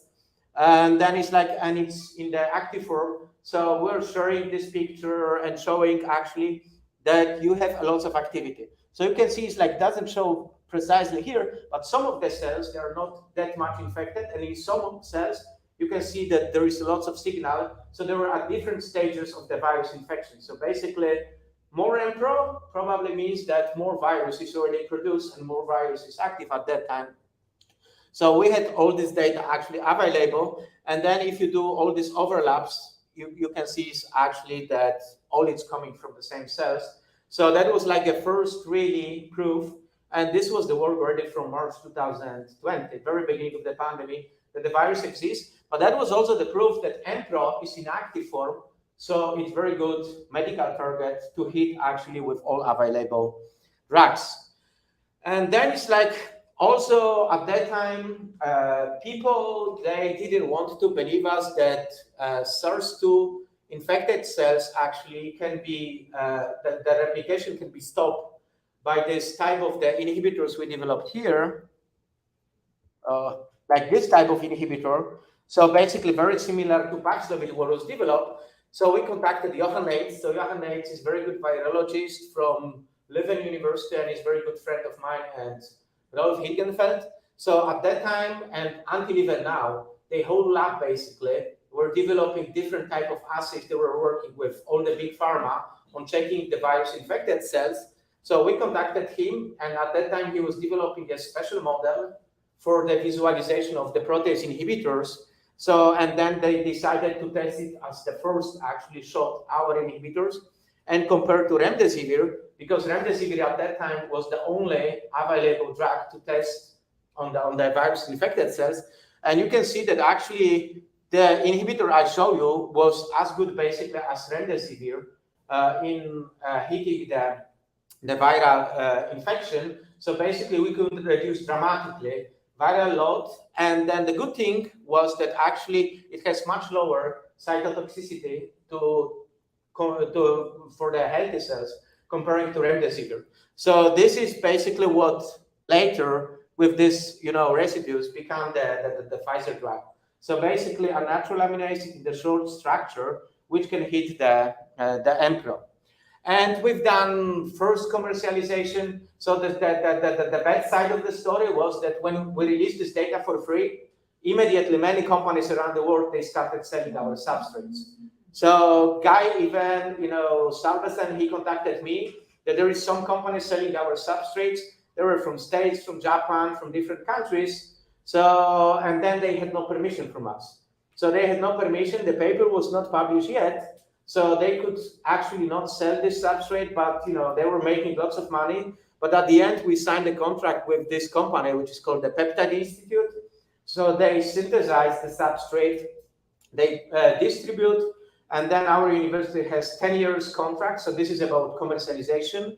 So we get money from every sale of the substrate, but also we get this free substrate from them. So we don't have to synthesize it anymore. And I can send it to whoever I want. So that's the deal in the contract. So if you need the substrate, it's very expensive. So we give presents. So, and I can send you really a lot. We have substrate worth hundreds of thousands of euros. So basically, and then it's like, so we've done first commercialization, and then we signed a second contract for this inhibitor. So basically, this company is also selling this inhibitor and distributing around the world. So it shows you basically that you can, if you have something really valuable, you can do commercialization extremely fast. And then it's like we collaborate also with other companies now, and they selling their substrates. But also, I think this is the last slide of this part of the presentation, and I think we're tight on time, yeah? So basically, many people ask, okay, so we have a drug now, and I presented you 3 types of drugs: biological, allosteric, and active site directed. None of the, as you can see, biological and then it's like allosteric worked for all the variants. And then the drug, the Paxlovid by Pfizer, in their science paper, they tested all known coronaviruses, human coronaviruses, known in the historically, basically. It works in every case. But then the question was that many people were saying that with the new variants of this coronavirus, the drug will stop working because there will be new mutation in the active site. So the question to you, why there can be no new mutation in the active site? No function. Yeah, I mean, it's like if you have even one mutation with this tight substrate selectivity, the virus will kill itself in the first cycle because it cannot process its own protein, this big one. So basically, without possibility of processing of this big protein, it will stop basically replicating and it will kill itself. So there can be no mutation in the active site. So this is why this drug is actually working very well in all the variants. And working with Joanne Lemieux, she actually sent us proteases from all variants of concern which developed so far. We tested all of them on the substrate specificity. Then she developed the crystal structure and all the information needed. So basically, these drugs work perfect in all cases. So basically, if we have even new variants, this drug will work, and we know it works. So many of my friends actually took this drug, and it works perfect. And we know some people from our proteolysis society who took this drug, and it kills the virus, basically, replication immediately. It is so good, and basically, it's also very specific because of this glutamine. So with this glutamine, it cannot hit other, let's say, human proteases. It just hits this, the viral protease, and it's given for a very short period, just 5 days. So it is like a perfect candidate. And so we know that if we have, for example, new coronavirus, and probably we will have, we can stop immediately the pandemic with this type of drugs because the virus doesn't mutate in the active site. So the virus basically of these proteases, so SARS-1, MERS, SARS-2, the specificity is a little bit different, but the drug hits all these basically types of the viruses and all the variants also within the SARS-2. So with the new virus, probably coronavirus, which we develop, we already have a drug. So before we have a vaccine or whatever, we have a treatment for the infection. And that's the end of my presentation. Thank you very much.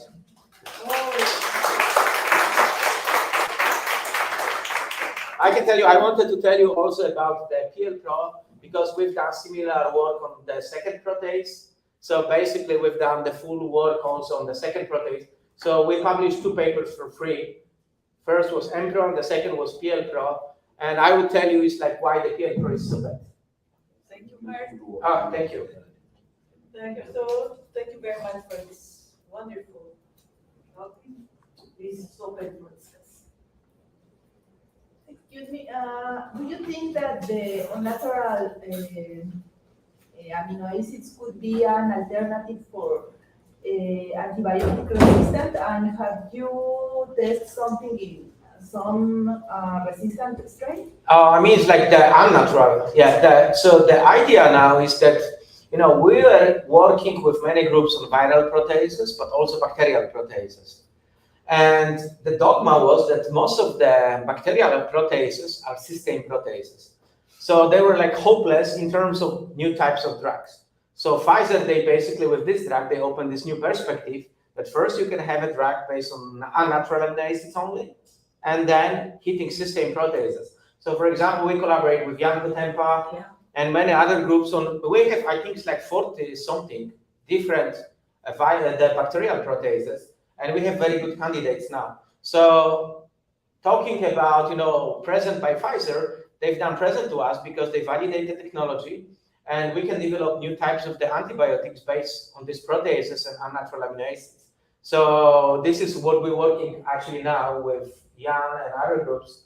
And this is, I would say, even bigger interest now for new types of antibiotics based on this type of unnatural amino acids and technology, because it's validated and FDA accepted.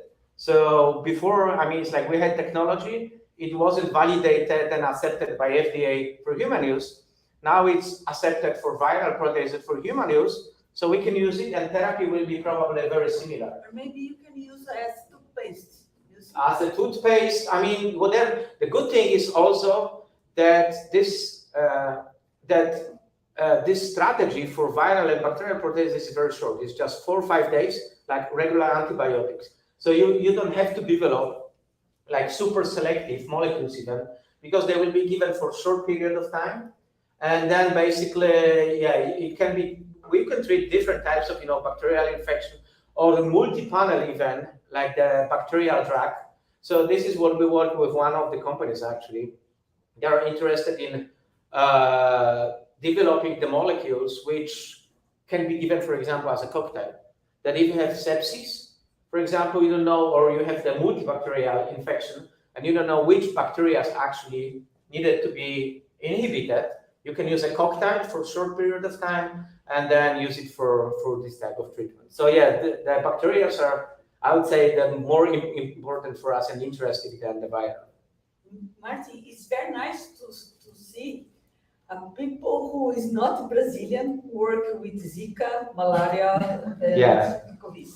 And also natural compounds. I wanted to show you, it's like, so I can tell you without showing the slides, that, it's like when we publish paper on this paper for free. So in my actually group, we have a guy working on natural compounds, and he had small collection of natural compounds from all over the world. So one day he came to me and he was like, Marcin, we have the viral proteases, M-Pro and PL-Pro. People from all over the world sending me email, what about we test the natural compounds on this M-Pro and PL-Pro? We did test that. So imagine. So people, I was just signing NDAs almost every day from different parts of the world. We got even from Brazil, many from South America, many from Asia. We got even some royal family of whatever collection from one of the countries where they say they will not share with anyone. So at that time, we were getting all most expensive, most unique extracts, and we tested many of them. All of them on these both proteases.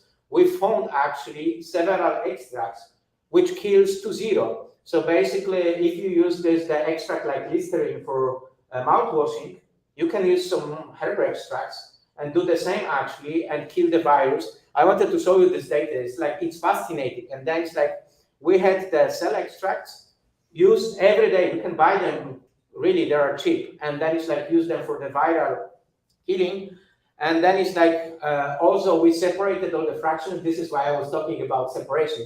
We separated and we actually found several compounds which inhibits both of these proteases at the same time.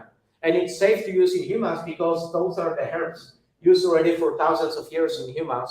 So we know that this is safe. So we had all clinical trials done, but we could actually identify some.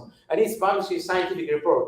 And this paper for the last year was one of the most downloaded papers for the scientific reports about all this extracts. So you can go and actually find this paper.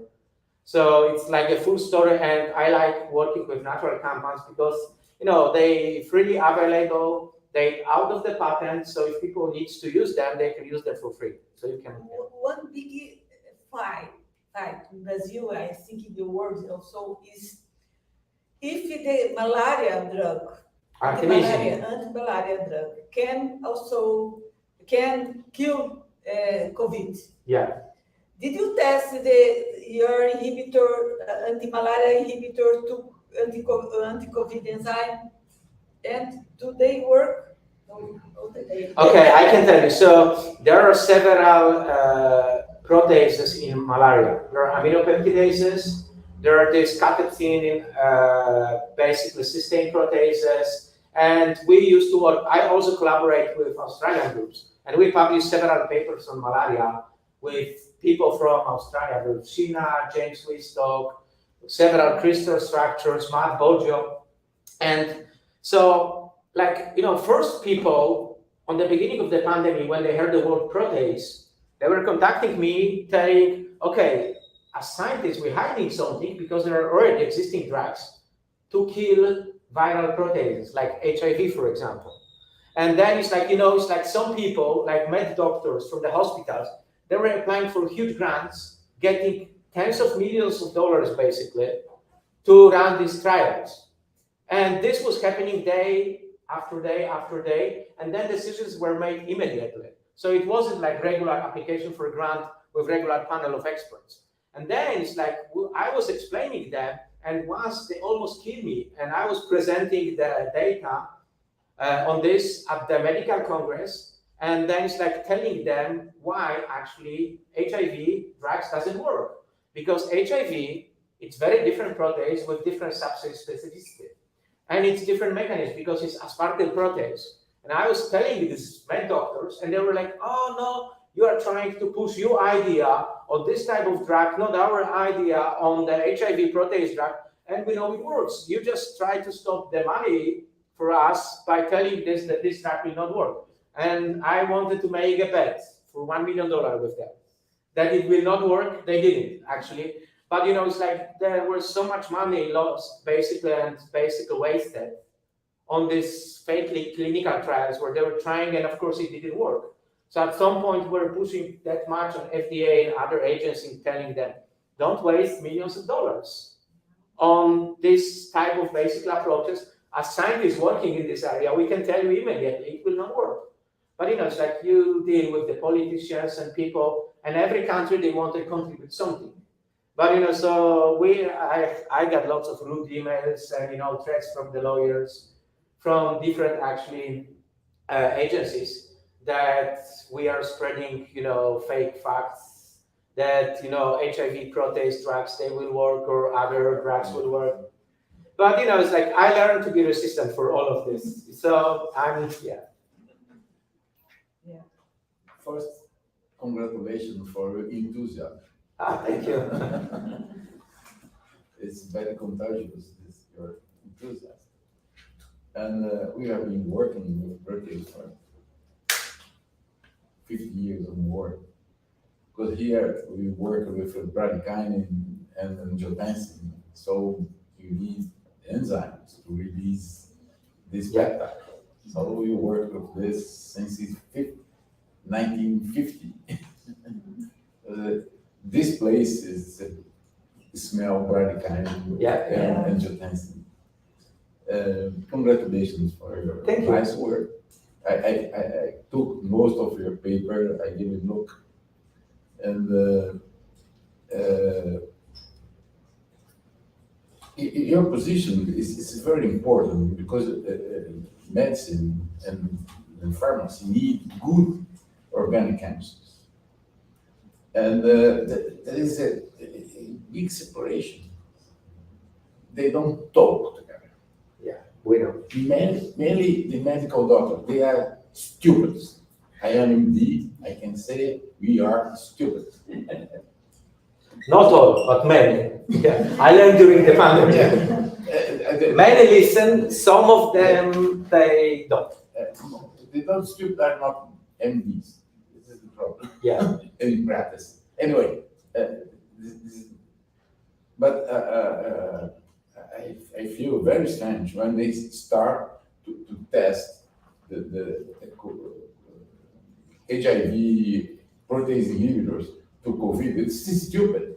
Yeah. It's completely stupid. Yeah, they knew it. I mean, I can tell you they were taking by themselves. I know from some doctors, they were taking by themselves. It didn't work because many of them, they were getting COVID.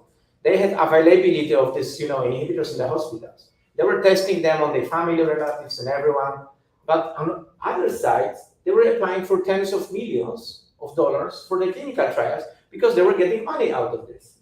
And I mean, it's like I was in so many actually fights with these people. And at some point I just stopped because, it's like, we had many stories like this that basically I can tell you with famotidine.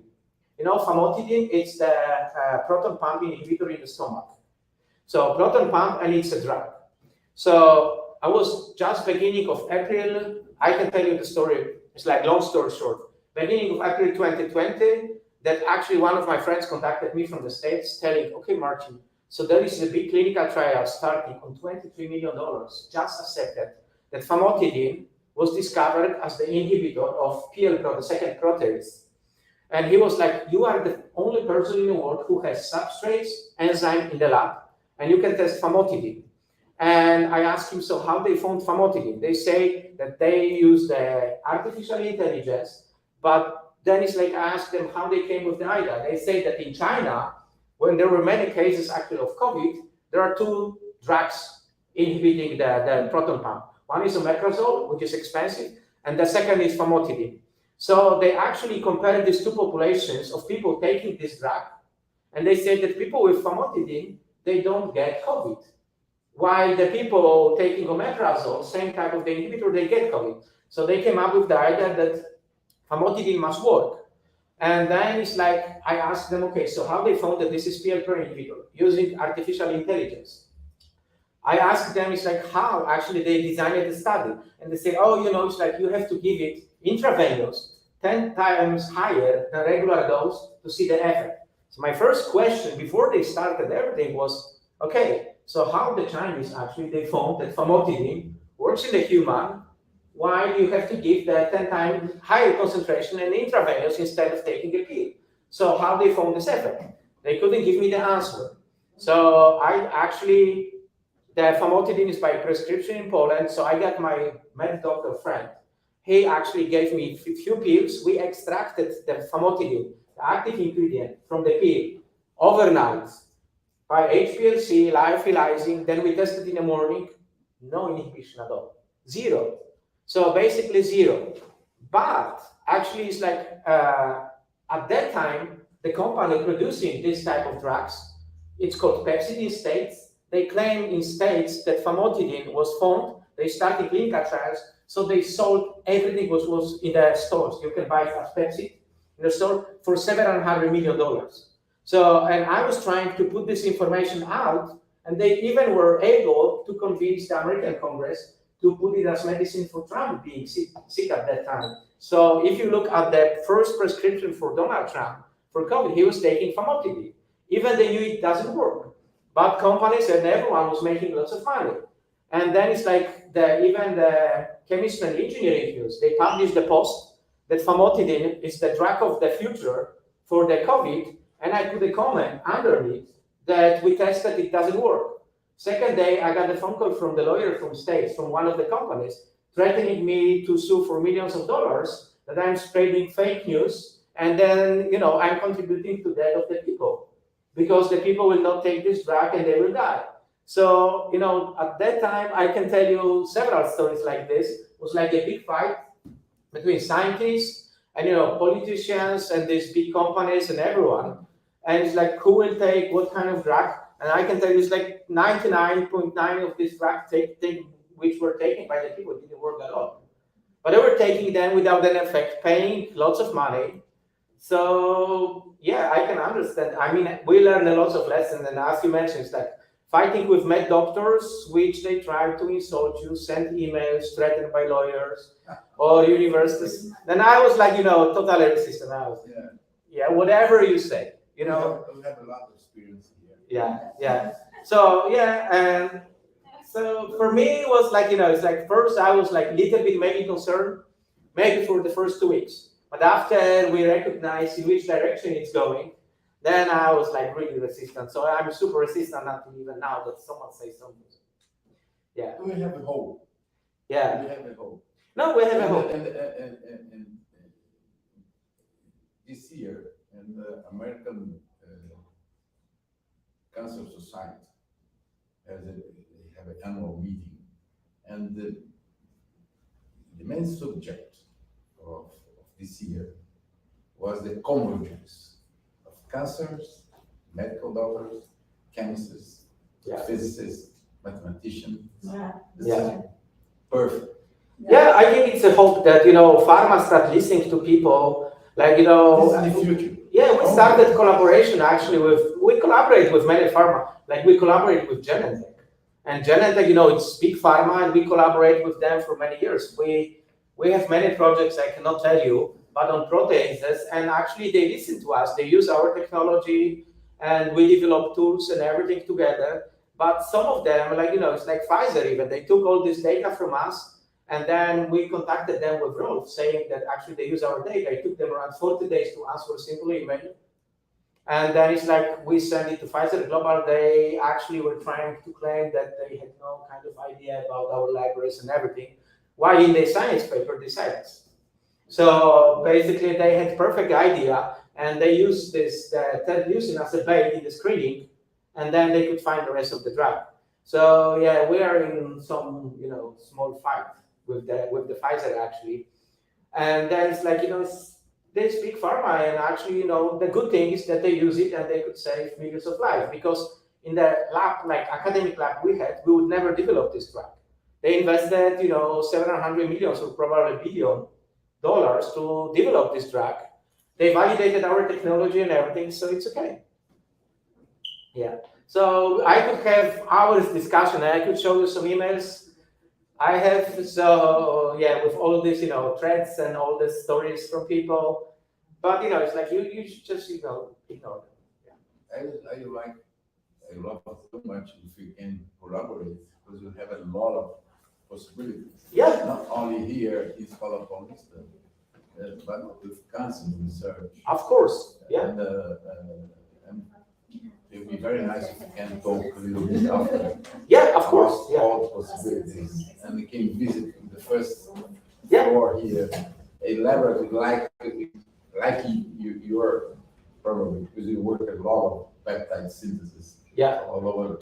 Yeah. The years. Yeah, I mean, the viral proteases are just, I can tell you, like a small portion, because my lab is mainly working on cancer proteases. I invite you to come. Yeah, sure. Here Yeah. After coffee, because we deserve a coffee. Yeah. I hope you will have a coffee outside. Yes, you have coffee outside, so I invite you. Yeah. Okay. Thank you very much. Yeah. Thank you.